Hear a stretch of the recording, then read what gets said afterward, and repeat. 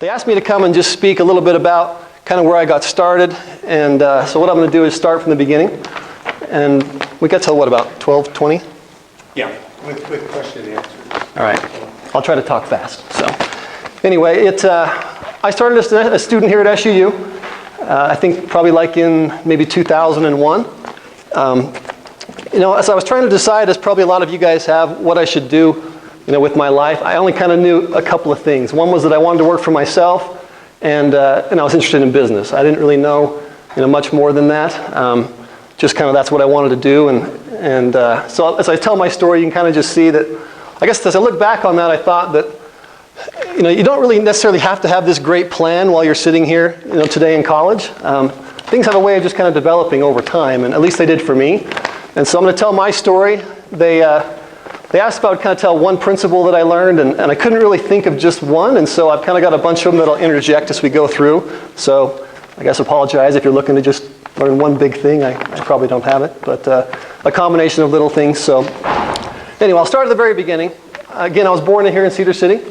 My dad was a plumber, and he kind of did real estate development on the side. And so when I was 12 years old, my parents kind of said, well, you either need to go and find a job or come work, for us. And so that was expected, for me and all my siblings. So that's what I did. I started working at different construction sites and in this plumbing company, just doing odd jobs, cleaning up, those kind of things. At the time, I don't think I really liked it. As a 12-year-old kid, it wasn't super fun to go sweep floors or pick up stuff or things like that. But as I look back, some of the very first things I learned were that you really have to start somewhere, and there's really nothing wrong with starting, sweeping the floor or picking up trash or anything like that. And the important thing there is to, look for opportunities of things that you can learn. And we all start at some point in entry-level jobs, and maybe you feel like, oh, this isn't like super important. I'm not the guy calling the shots or doing the big stuff. But there are always going to be chances to learn. And as you'll see later, as that developed, I really found that myself. My parents also had a small independent hotel in St. George. So in the summers, we'd go down there and we'd, help clean rooms and make beds and do laundry and those kind of things. And again, as a young teenager, I just thought, well, this kind of sucks. But in hindsight, it really was a key thing that was able to make things kind of happen like they did and me to end up where I did with those early years of doing those things. So that's kind of my early life. Went to Cedar High School. Came back here, I went to SUU, and so I was trying to decide on what degree I should pursue. Again, I knew I wanted to be in business. I didn't know, really what, but I knew that was kind of the route I wanted to go, and so I enrolled in the business department.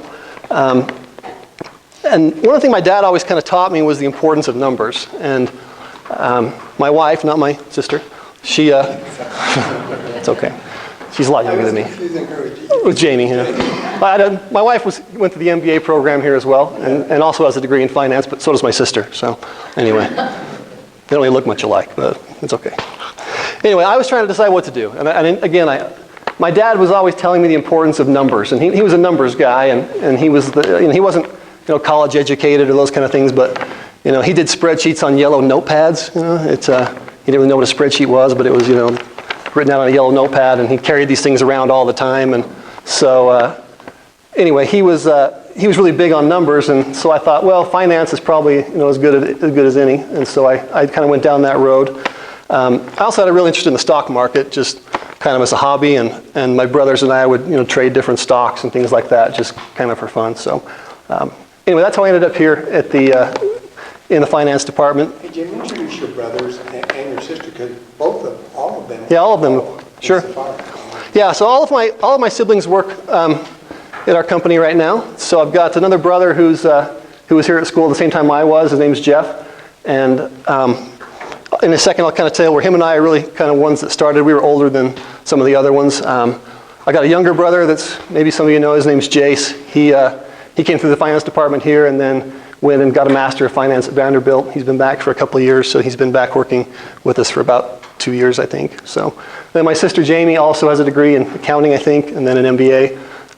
Again, my wife has a degree in finance as well as an MBA, all from SUU. So a lot of SUU blood, in the family. So anyway, so I was here in college. My brother Jeff and we decided that we wanted to, find something to kind of do on the side while we were in school. And my dad was, again, he kind of dabbled in real estate, and so he was developing some residential subdivisions, and we went to him and he said, hey, if you guys will come, I'll finance some lots for you. You can go build homes on them and, and sell them. So that was kind of the very first thing that we did when I was in my early 20s, still here going to school. We would go and build spec homes and then, sell them. This was, if I have time, I'll try and give a really quick version of how the world fell apart, because it really relates, big to what, kind of how our company developed and what we were able to do. It had a real big impact on the financial crisis, or the financial crisis had a big impact on us. So, this is early 2000s. We were building homes and, reasonably successful. And at the time, we'd build a home and make maybe $5,000 or $10,000, which we thought was, super great. And one turned into two, and two turned into 10, and that's kind of what we were doing. And so we learned the process, I guess, right there. And then we want to do something bigger. And so we came across a piece of property that just kind of down by the hospital here in Cedar City. And anyway, it was zoned so that we could go and build like apartments or townhomes or something like that. And so we decided we'd go and kind of make a run at building like a big townhome project. And so we purchased the property, went through the entitlement process and all those kind of things, and developed a project called Countryside Terrace. You've probably seen them. They're about 105 units there on Northfield Road. So that was really our first kind of foray into commercial real estate, or residential real estate development. And we were really lucky. I hate to overstate when it comes to certain things like this that luck has a factor, but it really does. So the best management in the world and the best ideas and those kind of things are important, and they obviously are a big factor, but also timing is just huge. And so for us, we were kind of in the right place at the right time. And anyone that can remember back to the early 2000s, that's when real estate prices really started to go up. And we just happened to be in the right place at the right time as that happened. And so as we were developing these townhomes, some other property came available. And just because times were really good and everyone was really optimistic, banks were eager to lend money on these kind of things. And so we were able to go and pick up a whole bunch of other pieces of property that we planned to develop. So we picked up 400 or 500 acres that we were just going to develop into housing. This is probably like maybe early 2004, late 2004, early 2005.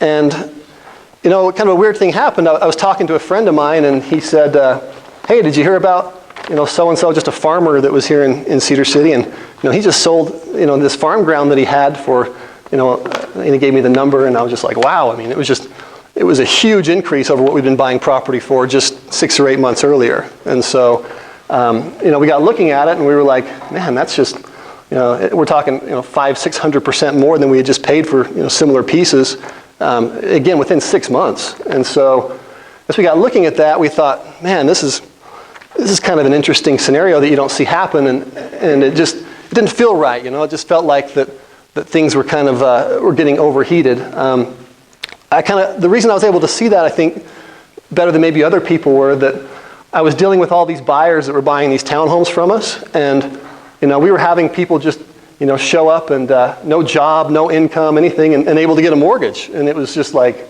the ninja loans, no income, no job, no problem. It was just you're just able to show up and say, hey, give me a loan for whatever amount you wanted to buy it for, and the banks would give it to you.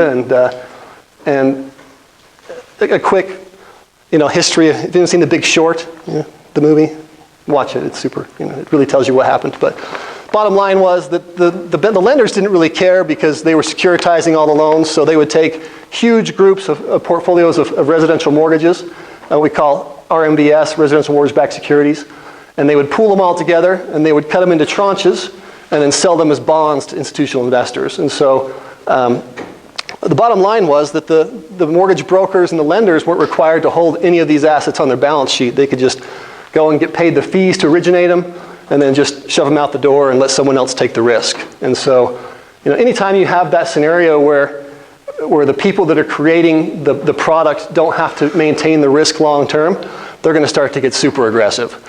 And so, that's when you got into stated income, liar loans, just basically that you'd go meet with a mortgage broker. Let's say that you wanted to buy a home. You'd walk in there and say, hey, I want to buy this house. It's $300,000. And the guy would give you the application and say, well, just right here, stated income that you make, the amount of money to qualify for that loan. And it didn't have to be backed by anything. You didn't have to provide W-2s or anything like that to say, yeah, it's really the amount of money I make. And so you had school teachers that were out there nationally, that made $30,000 or $40,000 a year, and they were, buying millions of dollars in houses, and they didn't really care what they paid for them because all that they cared about was that prices were going up, and so it didn't matter if $200,000 was too much for a home to pay today, because next year was going to be worth $250,000, and so you had the just super unique situation that probably will never happen again. At least we hope it won't happen again. We hope we've kind of gotten smarter than that. But you just had this scenario in the market where there was really a displacement of risk, which meant that the investment banks that were creating all these, the Goldman Sachses, the Morgan Stanley, all those, they were Lehman Brothers. They were willing to make huge bets on these things and then just sell them off in a month or two. So they had no risk, and they generated billions and billions of dollars in fees. And so that was kind of the machine that was happening nationally, and that, believe it or not, here in Cedar City, Utah, and in St. George, the same thing was happening. So we kind of were in the driver's seat when that happened, and we saw some of those things going on. And so, to make a really long story short, we just said, hey, this is getting crazy. It's not sustainable. These people that are buying these homes from us and buying, building lots and things like that, they can't really afford them. They're able to get a mortgage, but that's not going to work. A lot of the mortgages, to make them affordable, they were getting interest-only loans, negative amortization loans, and they all had either 3, 5, or 7-year resets. And so it's kind of just this ticking time bomb where at some point that was no longer going to be able to service the debt on those, and they were going to just fall apart. And so again, the book originally is a book, Peter Schiff I think wrote it, but The Big Short that they made the movie based off of, that really just details how this all happened. So if you're interested in that kind of thing, read the book. It's better than the movie, but if you only got 2 hours, watch the movie. It's pretty much the same thing. So anyways, that brings us to like 2000 and probably 5. And again, I'd spoken to this friend of mine. He said, hey, property's selling for these kind of prices. And I just said, well, geez, we'd sell everything that we have for that. And anyway, so I made a few phone calls, talked to a few real estate agents here in town. They found me a buyer. And long story short, we just sold all of the land that we had acquired that we'd planned to build either townhomes or homes or residential building lots on. And so it was actually a group from a guy from England that again, someone that had no interest in Cedar City, knew nothing about Cedar City. There were just all these speculators out there, and everybody wanted to have a piece of the action. So everyone wanted to get into real estate. They didn't really care how. And so we had all these people out there that were pooling groups of money from people and buying real estate speculatively. They had big dreams and big plans of how they were going to make tens of millions of dollars, but in reality they were just way overpaying, and the market couldn't support that kind of growth long term. So anyway, we decided just to sell, I guess, is the short answer. So anyway, we were stuck with now. Well, what do we do? We've sold all of our land. There's really no market to develop things, but we had a little bit of money, and we weren't sure what to do with it. And so again, thinking back to my childhood, and as I worked at my parents' hotel, I kind of knew a little bit about the business just because I'd kind of been around it. And so I just said, hey, I think that maybe hotels is the thing to get into. And so I don't know exactly that it was, it ended up working out really well, but I don't know at the time that it was just such a great idea. The bottom line was we wanted something that was cash flow producing, and something that we could hopefully scale as we wanted to grow and expand. And we figured, we looked at doing apartments, we looked at doing storage facilities, like shopping centers, that kind of stuff. Bottom line was we decided on hotels because it was kind of something that we knew. And so the first thing I did was I just, and keep in mind, I was a 25-year-old kid, like I wasn't super experienced or anything else. I just went and walked in the door of the Holiday Inn Express here on the south end of town, and I just said, hey, who's the owner? And they gave me the guy's name and number. It was a guy who lived in Colorado, and I just said, well, we want to buy this, and they said, well, you're welcome to give him a call. So anyway, I called him up and said, hey, do you want to sell? And for some reason he did. And so we were able to make the deal work, and that was, I guess, our first jump into the franchised hotel business. So anyway, right here in Cedar City, Holiday Inn Express, and again, just cold called the guy and just said, do you want to sell it? So that's the beginning. That's where we started. As I look back to the things that I learned there, just a couple things maybe that would be helpful to anyone in the room that is looking to do something. Again, it doesn't have to be what I did, but business is business. It doesn't matter if you're selling shoes or if you're doing real estate like I do. It's really the same sort of principles that are in play. I remember listening to the guy that at a conference that started Zappos, the shoe company, and he'd gone from like data analytics or something. I mean, and it's like, well, why are you going to go sell shoes? And he just said, well, same thing. Business is business, and if you can provide either a better product or a better experience or something that your customers are going to value, you can be successful, and a lot of those things will transfer over. So things that I learned, one of them was that you can still be a student and you can still go out and make things happen. I was here going to school, taking 18 or 20 credit hours, and I was still working 40 or 50 hours a week doing these other things. I probably could have got a little better grades if I hadn't done that, but at least for me that was kind of a good balance of the degree was important. I didn't realize at the time how important it was, but as I got into things that were a little more complicated, and I'll talk about in a second, the things I learned here at SUU and in finance really kind of just made sense. At the time I was learning all these concepts, and I guess I didn't always really see how they were going to apply to the real world, but believe it or not, they do. The reason that the Dean Temple and others are here teaching these things is because this really is what the real world runs on. It just takes a while to kind of associate why and how and put all the things together. So it probably wasn't until a couple years out of school that things started to click as far as, oh yeah, I learned that in school and it was important and here's why. And so this is important. The other thing I learned in these early years were that you got to stretch yourself a little bit. When we first started the Countryside Terrace Townhome project, it was way bigger than anything I'd ever done. And to be honest, I didn't know a ton about how to make it all happen. I was fortunate in that my dad had done a lot of that kind of stuff, and so I could go to him with questions, and he was kind of there to help me. And so the second thing I guess I would throw out there for you guys is that if you find something you want to do, look for a mentor. I mean, there are tons of guys out there in every field, every industry, every walk of life you can imagine that have kind of walked down the road before you. And for the most part, I think people are willing to to help you out. It's if you need to go work for someone as an assistant or something like that, or just say, hey, can I take you out to lunch and pick your brain about this or that? And it's been great because now that that I'm a few years down the road, I get those calls now, and it's great. I can go and sit down with people, and they can ask me questions. Hey, what do you think about this? And it's something that I've had experience with, and hopefully I can offer them some good advice. So anyway, trying to catch up. I might just skip through a few things, but so the 2007, 2008, this is really the world kind of fell apart, and I can't overstate that enough. I don't know. Some of you are maybe a little bit younger in that you weren't out working in the real world to see just how scary it was during that period of time. And again, because I always had an interest in the stock market, and I spent 4 or 5 hours a day, with CNBC on, watching the financial markets and things like that. I really had a first-hand seat to when things just fell apart, and it was scary. It was. We don't always realize how closely intertwined Wall Street and Main Street are. And I think that here in Southern Utah, maybe we have the thought, oh, well, that's just Wall Street. That doesn't really affect me. But I think everyone now that we've been through the Great Recession, they call it, can see that those things are just so intertwined, and that if things fall apart on Wall Street, they are going to affect us, and they did.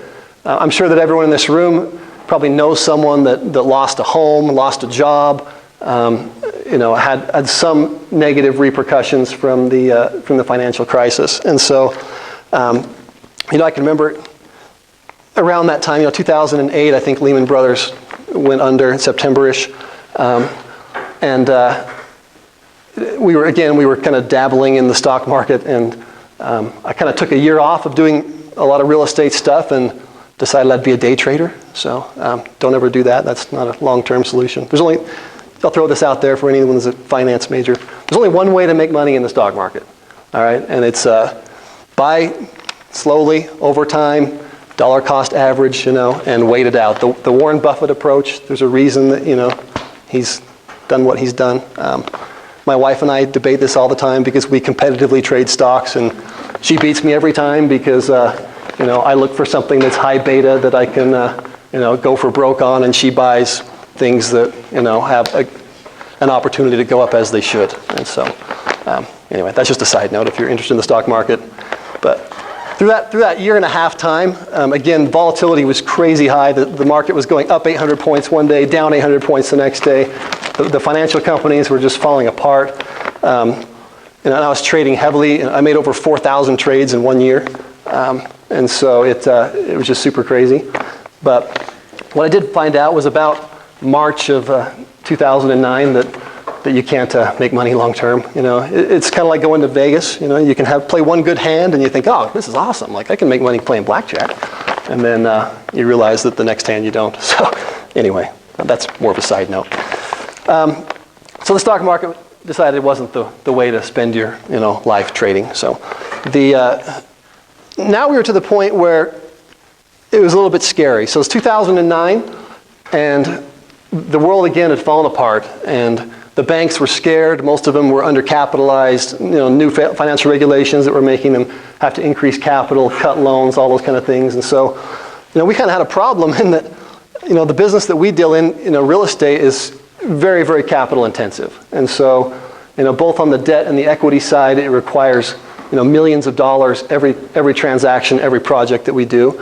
And so, we were like, man, we want to grow, but there's just not financing available. And so we were fortunate in that we had a really good relationship with State Bank of Southern Utah here in Cedar City. The executive staff there and a lot of the bank board had a lot of confidence that we could be successful. And so they were willing to extend credit to us when it was just super hard to come by. And I remember as we would sit around and we'd look at different opportunities and different deals. It was great because the world was on sale. There was a million opportunities. Everything was for sale. Prices, at least historically, looked super cheap. But it was never a more scary time to buy anything. And I was getting calls from all these brokers and all these different people with hotels, for us to buy.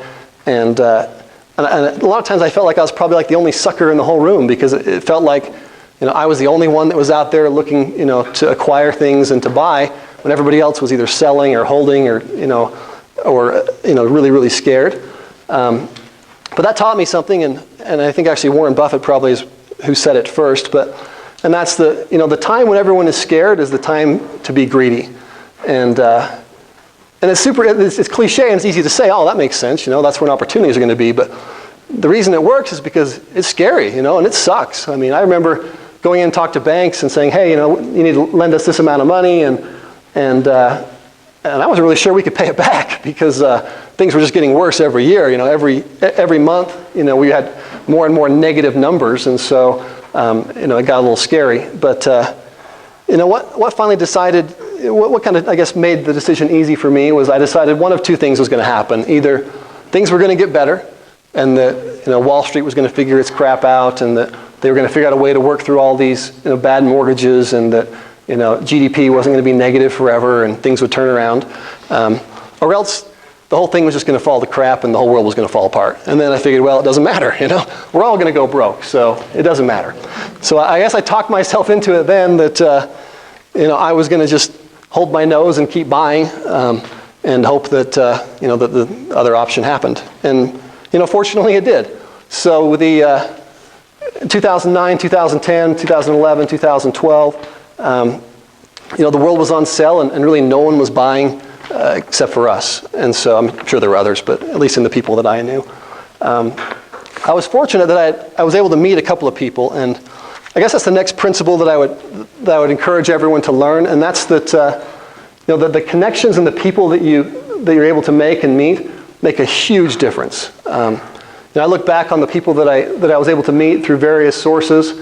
There was a broker, Kirk Barker, he's a guy out of Salt Lake, and young guy, he's about my age, and he was kind of plugged into the hotel real estate world in kind of the Intermountain West, and I can't remember where I met him. I met him at a conference somewhere, and anyway, but we became friends, and so he started to just bring the deals to me first, and so I was able to get access to all these opportunities that if I hadn't gone out and met these people, I've always lived here in Cedar City. That's probably not the most conducive location to deal in these kind of things because it's a small town and there are not a lot of opportunities here locally.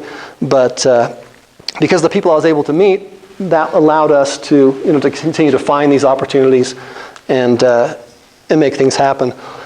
The second was I met an investment banker named Peter Burke, and he works in New York, and they're on Wall Street, and he works with various companies, Goldman Sachs, JP Morgan, all the big investment banks, and it's a little bit complicated. I'll just be really brief, but they basically do the same thing that caused the world to fall apart on the residential side, only do it on the commercial side. So again, residential mortgage-backed securities where they pool housing loans together and sell them. They do the same thing with commercial real estate. And so hotels, multifamily, other commercial buildings, they pool all these mortgages together and then they sell them as bonds. And then guys like us just make the mortgage payment who then pays the bondholders. So anyway, and the reason that ended up being so important was that we kind of outgrown State Bank. I mean, State Bank's a smallish bank in the big scheme of things. And at this time, we were starting to borrow, $30, $40, $50 million a year. And that really wasn't practical at State Bank. And so, but again, because I had met these people and kind of learned the process of how to do it, I was able to source the debt that was needed for us to keep growing. And that ended up being just a huge factor for us. To date, again, we've probably done well over $200 million in securitized loans, which I never really dreamed would have been possible. I guess that was maybe something in hindsight that surprised me. I remember one of the first hotels that I acquired was a hotel in St. George, and during the financial crisis, and the owners had become overextended, and they had about $100 million in debt, and their lender came to them and said, you guys need to sell some stuff. That's too much. I remember at the time I was thinking, man, who'd ever get $100 million in debt? That's stupid, like how would that ever happen? And in hindsight, it ended up not being quite as big as I thought it was. But so I'll tell you a small principle my dad taught me when it comes to debt. My dad used to say, if you owe the bank $1 million, they own you. They're pretty much everything that you have, they're going to come and take, and you're in debt to them forever. But he said, if you owe them $100 million, then you kind of own them because the second you quit making your payments, they're going to get real nervous and they're going to come work with you. So anyway, that's sort of cliche, but we decided that it was better to owe more than less, so that's the route we went. Don't really do that. I'm totally kidding. So, all right, we're super short on time. So let me throw a couple other things out, just that are super important, I think, that apply everywhere. One is about raising money. So, to grow, it requires capital, both on the debt and the equity side.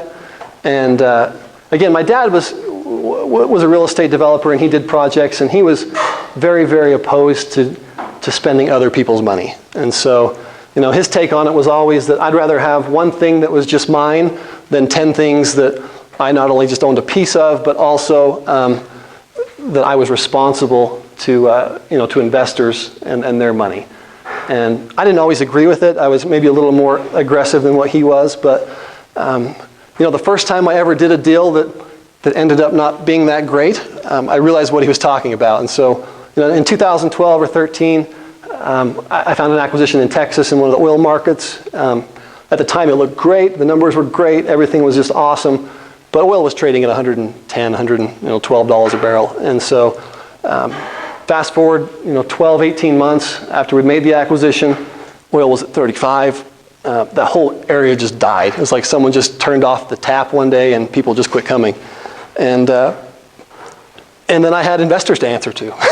And it's great when you're making the money and you feel great and you're the king of the world, but the second that you stub your toe and you start to lose their money, it just sucks. And so I'm not saying that you shouldn't go that route, because again, depending on the market and depending on the industry you're in, raising equity is probably going to be something you have to do at some point. But try and be dang sure you know what you're doing before you ever walk down that road, because you'll have some sleepless nights if you find that you can't provide your investors the returns that they expect or want or that you've promised. And so, just be real cautious about that. Fortunately, for me, I've had a small group of investors that have been kind of with us since the beginning, and we've built up a fair amount of goodwill because we've been, pretty successful with their money over that period of time, and so they're much more understanding when we, don't hit a home run on something, and they're able to just keep, going with us. So, but you will have to raise, capital at some point, and to be honest, the capital will always come. That's something I was always super nervous about. As I first got started and I wanted to scale this out into something big, I thought, well, man, how do you ever raise 20, 30, 40, $50 million in equity? And I thought that just seemed like such a number that just didn't even exist. It was like that was just a crazy number that wasn't even real. And so I always lost a lot of sleep. I always thought, man, how do we do that? Do I go and try and make, there are a lot of different ways to raise equity, and there are companies that will raise it for you, but it's generally expensive and hard to do. But as it turned out, once you find that you have a good track record in whatever you're doing, the money will show up. And today, there's not a week that goes by that people don't call off the street that I've never met or heard of that say, hey, how can we put money with you? They want to invest. We don't generally take it, but once you find that you've created a product or a service or a business that's viable and that has a track record, don't worry about the capital, both from the debt and the equity side. It's out there, and it'll always be able to be found. All the big startups at some point, took seed money and then took Series A rounds and B rounds, the whole thing. And the money will always be there, and there are always people out there that have capital and that want to jump on board with either a good idea or a really good manager, or both. And so, if you can prove that you're one of those things, the money's going to show up. But again, take the time to develop yourself as a person and as a business to where when that money shows up, you know how to employ or how to deploy that capital and make money for yourself and for the people that are around you. So that's maybe the last thing that I learned. I got a few others, but as you at some point develop yourself into someone that can make a business viable, that's worth a lot. And that's something that no one can ever take away from you, and B, that always is going to have monetary value. And so take the time to learn everything you can. No one, for the most part, taught me how to deal with Wall Street and securitize loans or make hotel acquisitions or anything like that. I just spent a lot of time on the internet, a lot of time reading, a lot of time talking to people that had been down this road. I got to know a few people at some of the publicly traded REITs that deal with this on a bigger scale, and they were able to kind of say, hey, this is how we do it, and here's the things you should do and not do. And so, put the time in to go out there and meet those people, and just learn everything you can, especially while you're young. That was really the time that was so important for me, the time I was probably 20 to 25 or 6, because I was spending all of my time every night, every day, just trying to learn whatever I could from whoever would teach me. And at the same time, making contacts with people that could, down the road at least, help me, make things happen. So,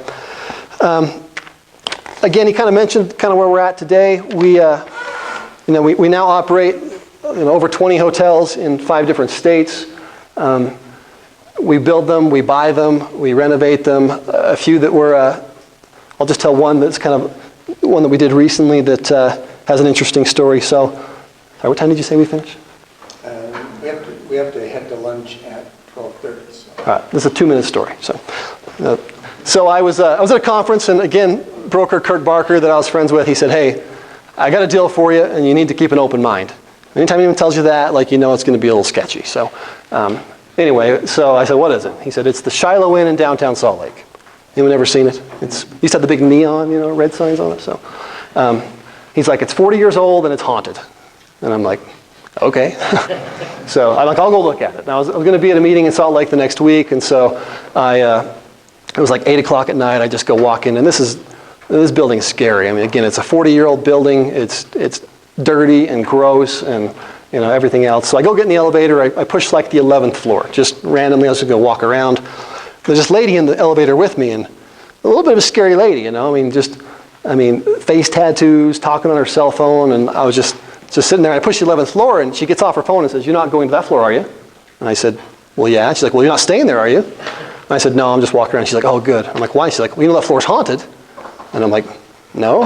And so she's like, yeah, see, some guy, or some lady, excuse me, threw all of his kids off that floor, like in the early 70s or early 80s. And I'm like, really? So I had to Google that after. It turns out that really did happen. You know, it some crazy person, you know, jumped and threw like 8 of her kids off the balcony. And so, anyway, so it was, not only was it old and gross and 40 years old, it was also haunted. But at the end of the day, we were able to see that the location and the opportunity for a brand change and a few things like that just had some tremendous upside. So if you go walk in that hotel today, you won't even recognize it. You know, we completed like a $15 million renovation, rebranded it, you know, to one of the major brands, and it's you know, it's one of our best assets that we have now. So, you know, don't be afraid, I guess, to think outside the box a little bit, and you know, even if on the surface something looks a little sketchy and that maybe it doesn't make a lot of sense, you know, put the time in and see if there are some opportunities, because the thing that does is when you have something like that is it scares everybody else off. You know, no one else wanted to go and sign up for a huge renovation on an old building, you know, with a questionable history. But because, you know, we were able to do that, it offered a huge upside. So anyway, we're out of time. That's kind of my story. Any questions? I told a good story. If you don't, go ahead. I'm curious. Everybody I've talked to said whatever you do, don't go into business with your family. Oh, you had to ask the worst question. So obviously it seems to be working okay with you. Maybe what's your take on that? That's great advice. Whoever told you that, do that. My wife's laughing at me. You know, it has its challenges. Yeah, it's got its challenges. For us, it kind of just happened. You know, for 10 years probably, it worked super, super well. And my brother Jeff and I have been super close since we were little kids. And we have very different personalities. And so we complement each other in that regard. Some of my other siblings, it's a little tougher with. And so, you know, it's worked for us. I can't say that it hasn't, and it does work. But it's a high-risk proposition. So if you're going to go into business with family, be real careful. Good question. Anybody else? Go ahead. And you said you own 20 properties in 5 states. Huh? What different brands do you own? Okay. And what states are you in? Good question. We're in Utah, Idaho, Nevada, Wyoming, and Texas. All of our hotels, for the most part, are branded with what we call the big 3 of the hotel world, which is Marriott, Hilton, or IHG, who owns Holiday Inn, Holiday Inn Express. So we have a lot of Hampton Inns, Hilton Garden Inns, Marriott Courtyards, a few notable projects. We just opened the Holiday Inn in St. George. It was just barely built. I mentioned the Holiday Inn Express downtown Salt Lake. We're just this week starting construction on a new Marriott Courtyard here in Cedar City. So if you see where State Bank just built their new building there on the south end of town, we're building a hotel right next door to that.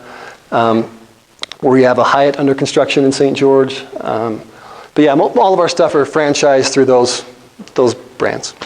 So. And I know that you hire SUU students. We do. Yeah, I'll put a plug in for that.